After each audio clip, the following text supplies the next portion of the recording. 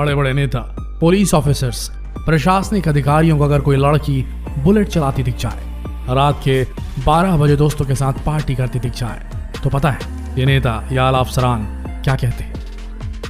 जो जिसके लिए बना है उसे ही करना चाहिए। लड़कों के काम लड़कियों को शोभा नहीं देते।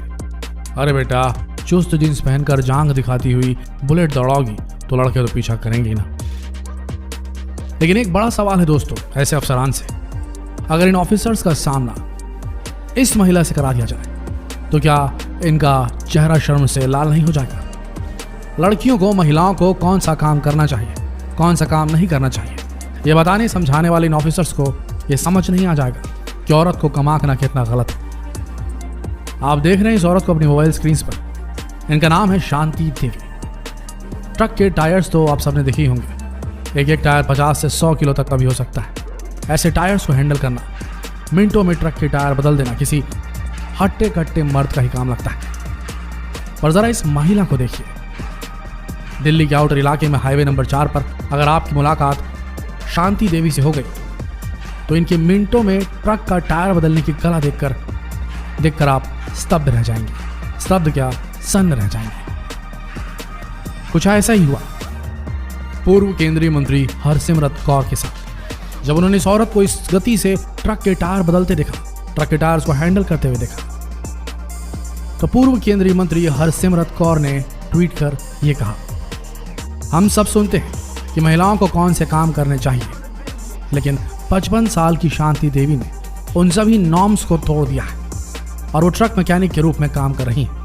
लैंगिक भेदभाव को खत्म करने के लिए हमें शांति देवी जैसी और साहसी महिलाओं की जरूरत है। सुना आपने, एक 55 साल की ट्रक मैकेनिक महिला शांति देवी ने पूर्व केंद्रीय मंत्री हरसिमरत कौर की आत्मा को झकझोर दिया। आपको बता दें, शांति देवी पेशे से मैकेनिक है और ये दिल्ली के बाहरी इलाके में नेशनल हाईवे 4 पर संजय गांधी ट्रांसपोर्ट डिपो के पास में अपनी एक पंचर शॉप चलाती है। ट्रकों के बीच काम करते हुए ये आपको वहां मिल जाएंगे। शांति देवी की जिंदगी का सफर इतना आसान नहीं था दोस्तों। बेहद गरीब परिवार से ताल्लुक रखने वाली शांति देवी ने बताया कि उनका बचपन बेहद गरीबी में बीता। उनकी माँ बेहद मेहनत किया करती थी। अपनी माँ को मेहनत करता देखकर इनके अंदर भी हिम्मत बढ़ी और सबसे पहले उसने सिलाई करने की सोची, फिर बीड़ी बनाने का काम शुरू किया, जिससे उन्हें 4,500 रुपये की आमदनी हुई। इन्हीं पैसों की बदौलत उसने शादी रचाई। शांति देवी की शादी हुई, लेकिन शादी भी कुछ अच्छी नहीं हुई। शादी में जो दूल्हा उन्हें मिला वो शराबी था। लगातार शराब पीने से उसकी माली हालत खराब रहती थी। वो काम भी नहीं करता था और पूरा खर्चा खुद शांति देवी के माथे पर आ गिरता था। आखिर में शांति देवी ने सोचा क्यों ना एक चाय की दुकान खोली जाए। उसने चाय की दुकान खोली। स्थिति थोड़ी सुधरी, लेकिन फिर भी जितनी कमाई होती थी वो उसके पति के शराब पीने में चली जाती थी। एक दिन अचानक खबर आई कि उसके पति का देहांत हो गया है। शांति देवी पर दुखों का पहाड़ टूट पड़ा। बच्चों की जिम्मेदारी, घर के खर्चे, इन सब चीज़ों से त्रस्त होकर उसने फिर से किसी तरीके से चाय की दुकान को संभाला और उन्हें एक और प्रेमी मिला। उसके बाद इन्होंने फिर से दूसरी बार शादी रचाई। शांति देवी ने दूसरी जो शादी रचाई वो एक ट्रक मैकेनिक के साथ रचाई। जिंदगी चल रही थी, लेकिन सपनों को पूरा करने के लिए जितने पैसों की जरूरत थी वो नहीं थी। पालन पोषण परिवार का करना मुश्किल हो चला था। ऐसे में शांति देवी ने अपने दूसरे पति से कहा कि क्यों ना आप मुझे मैकेनिक का काम सिखाओ, और उसके पति ने चंद मिनटों में ही ये फैसला लिया कि बिल्कुल आ जाओ। उसके पति ने उन्हें ट्रक बनाने की शिक्षा दी।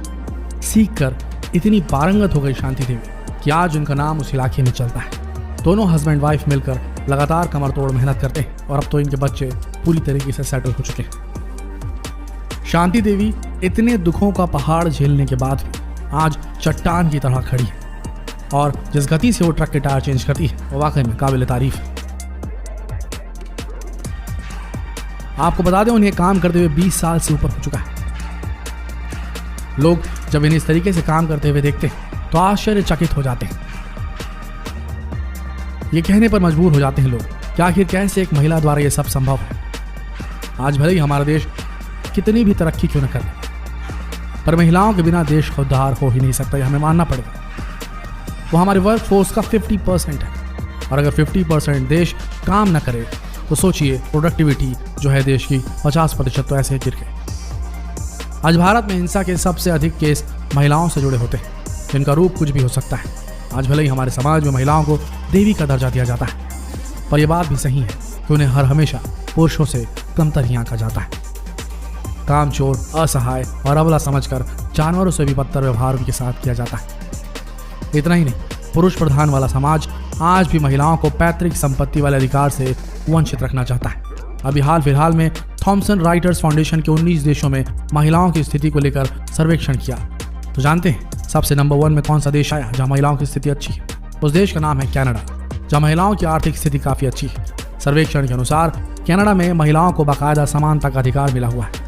उन्हें घरेलू हिंसा और शोषण से बचाने के लिए भी सरकार द्वारा पर्याप्त इंतजाम किए गए।